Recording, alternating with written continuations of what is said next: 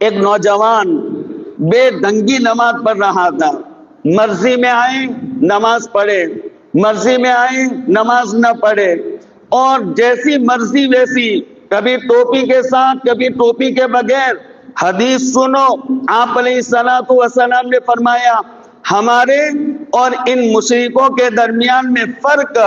الکلن صورتو، ٹوپی ہے کہ ہم ٹوپی پہنتے اور اس کے اوپر امامہ باندھتے، اور یہ مشرکین بھی امامہ باندھتے لیکن وہ ٹوپی نہیں پہنتے۔ اس کا مطلب یہ میرے سرکار نے زندگی بھر ٹوپی پہنی ہے، اور ٹوپی کا فائدہ یہ ہوگا، اور نوجوان کبھی ٹوپی کے بغیر عمومی ماحول ہونے لگا،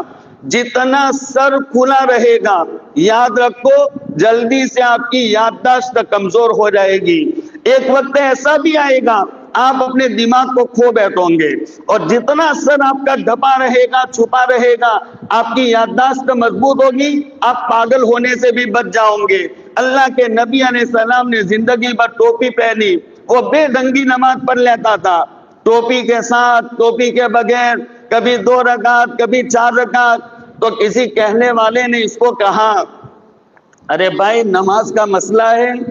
ڈھنگ سے نماز پڑھو۔ ہاں، تو پھر اس نے جواب کیا دیا، ارے بھائی تو اپنے قبر کی فکر کر، میرے قبر کی فکر کی ضرورت نہیں ہے، اپنے قبر کی فکر تو کر، میں اپنی قبر کو سنبھال لوں گا۔ بس کسی کو صحیح ڈھنگ سے جواب بھی نہ دیتا، ایسی اس کی حرکت شروع ہوئی۔ اس کے بعد میں وہ بیمار پڑ گیا،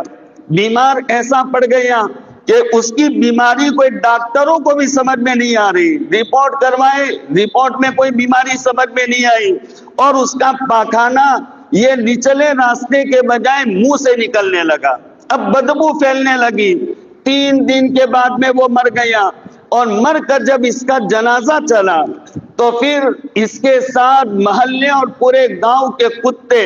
اور اس انداز سے کہ جنازے کو ابھی نیچے گرا دیں گے، تو مستقل باقاعدہ لوگوں کو ان کتوں کو روکنے کے لیے لاٹھیوں کا انتظام کرنا پڑا، اور پھر اس کو لے کر قبرستان گئے، اور قبرستان جانے کے بعد صلاۃ جنازہ پڑھی اور اس کو دفن کیا۔ دفن کے ساتھ کتوں نے اس کی قبر کو کھولنا شروع کر دیا۔ اب یہ انتظام، اب یہ لوگوں نے ان کو ہٹانا شروع کیا۔ اس کا باپ تھا وہ بھی سر پکڑ کر کے رونے لگا، بھائی بھی رونے لگا، بلکہ یوں لکھا بھائی تو قبر پر سو گیا۔ اب لوگوں نے انتظام کیا، ایک اللہ والے تھے، انہوں نے کہا کہ بھائی دیکھو